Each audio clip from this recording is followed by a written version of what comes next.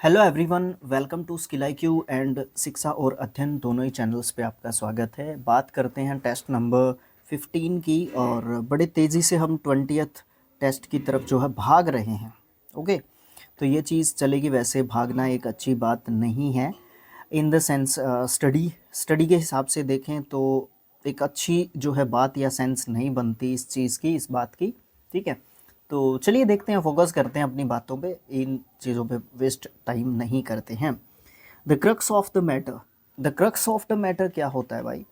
Crux of the matter होता है मुद्दे की जो है ना जड़ क्या है ना।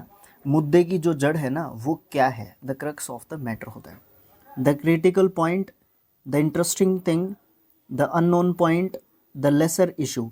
तो ऑप्शन नंबर ए जो है आपका सही आंसर रहेगा कि जो क्रिटिकल पॉइंट है ना वही क्रक्स ऑफ द मैटर है। मतलब क्रिटिकल जो पॉइंट है ना वो क्या है, तो यहाँ पे क्रक्स ऑफ द मैटर आपका ये हो जाता है। उसके बाद नेक्स्ट जो आपका क्वेश्चन रहेगा वो रहेगा सेकंड। वो कहता है four camera corners of the अर्थ, चारों जो दिशाएं होती हैं अर्थ की, चारों दिशाएं जो है फोर डायरेक्शंस की यहाँ पे एक तरीके से बात करता है। ठीक है, तो देखो यहाँ पे क्या बात करने की कोशिश कर रहा है। From the beginning to end, from the very beginning, from morning till night, from all parts of the world. Yes, right answer is D option.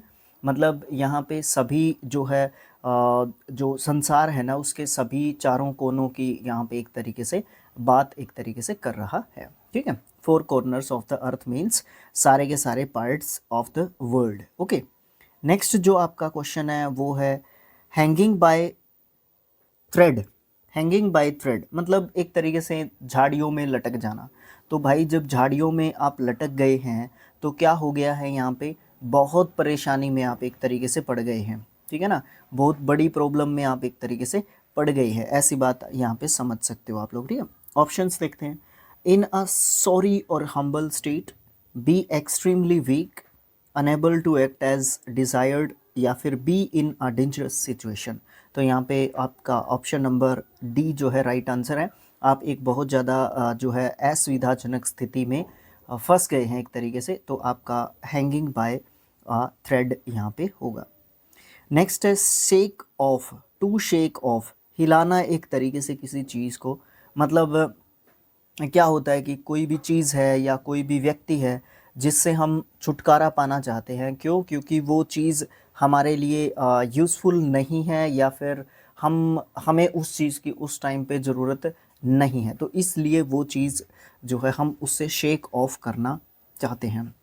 To denounce, या फिर to get rid of, to recollect, उसके to pass off. तो यहाँ पे option number आपका B आ जाता है।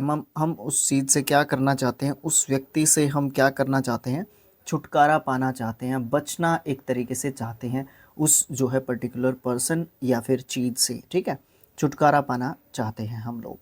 नेक्स्ट होगा आपका going over once head, head के ऊपर से निकल गया।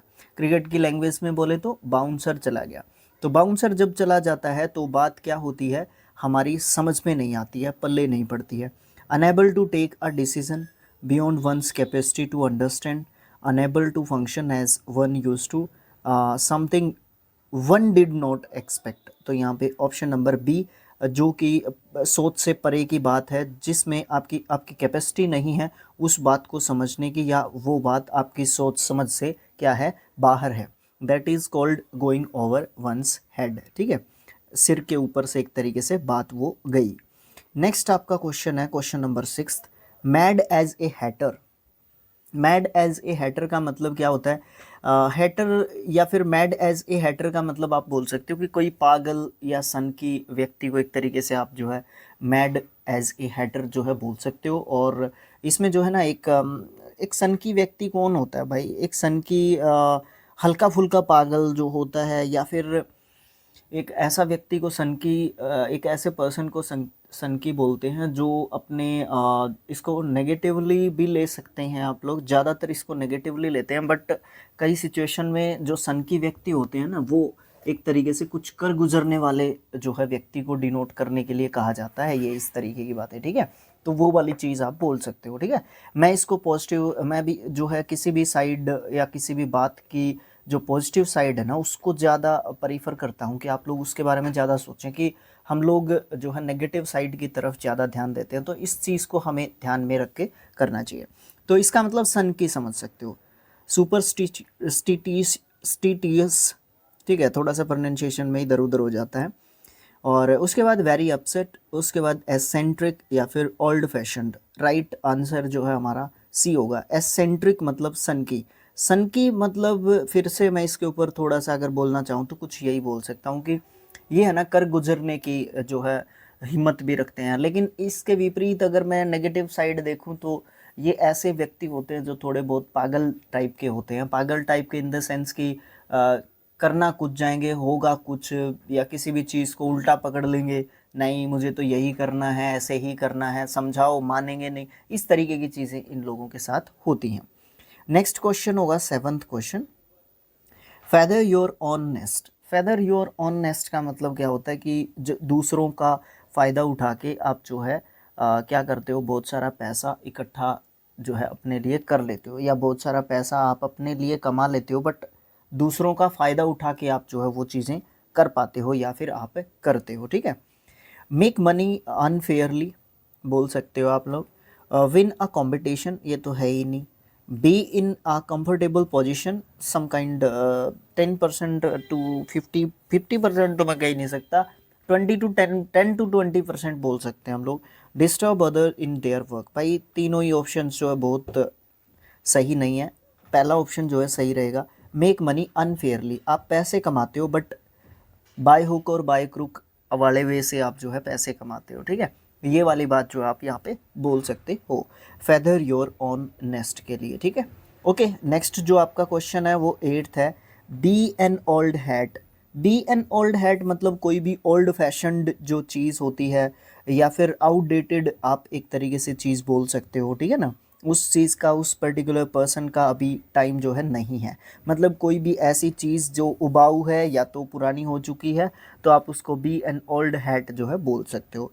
बी सुपरस्टिटिशियस, उसके बाद be outdated, be crazy, be police. तो यहाँ पे बी आउटडेटेड जो है आपका ऑप्शन जो है आपका यहाँ पे आपको देखने को मिलेगा, ठीक है। मैं इसमें सुपरस्टिटियस में जो है एक तरीके से कंफ्यूज हो गया था। ग्रीन थंब, सर ये तो सारे के सारे कैपिटल लेटर्स लिख रखे हैं। भाई कैपिटल्स वैसे टाइपिंग में हो गया होगा टाइपराइटर से, ठीक है, ओके ना। तो यहाँ पे ग्रीन थंब मतलब ग्रीन रिलेटेड टू ग्रीनरी, मतलब ट्रीज से आप जो है इसको रिलेट एक तरीके से कर सकते हो, ठीक है ना। ये चीज़ आप जो है देखोगे रिलेट करके उससे, okay.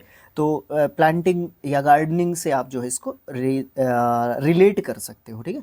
To have a talent in gardening बोल सकते हो आप लोग। To have talent in painting, to be angry, या फिर टू बी इनवियस। उसके बाद आप जो है ऑप्शन नंबर ए आपका सही आंसर है, greenery is related to growing trees या फिर गार्डनिंग, है ना। तो आप सीधा सीधा यहाँ पे ऑप्शन नंबर ए को लगा के आगे निकलने की कोशिश करना, क्योंकि time is precious, time is money, okay. Next है और लास्ट है आज के सेशन का, head in the clouds. Head in the clouds का मतलब क्या होगा, कोई चीज़ दिख ही नहीं रही, किसी चीज़ का पता ही नहीं चल रहा, किसी चीज़ के बारे में ज्ञान ही नहीं है, किसी चीज़ का समझ ही नहीं है, सोच समझ ही नहीं है, और ऐसे ही हम कोई काम जो है एक तरीके से कर रहे हैं। हेड इन द क्लाउड्स आप बोल सकते हो। टू बी वेरी टॉल, नहीं ये तो अकॉर्डिंग टू वर्ड्स के मीनिंग पे जा रहा है, ये ऐसा नहीं कर सकते हम लोग, है ना।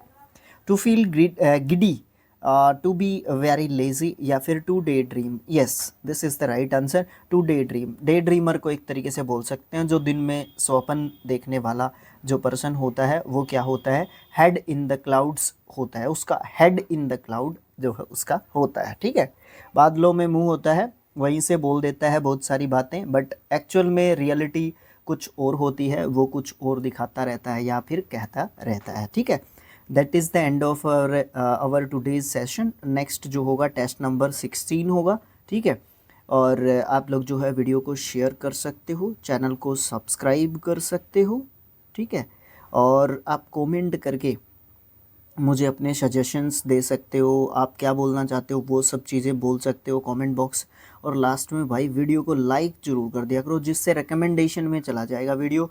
और उस सब इन सब चीज़ों से क्या होंगे, व्यूज़ आ जाएंगे, व्यूज़ से थोड़ा सा इनकम जनरेट होगा। ठीक है, वो वाली चीज़ भी आपको देखनी पड़ेगी। Thanks for watching, thank you so much, मिलेंगे नेक्स्ट।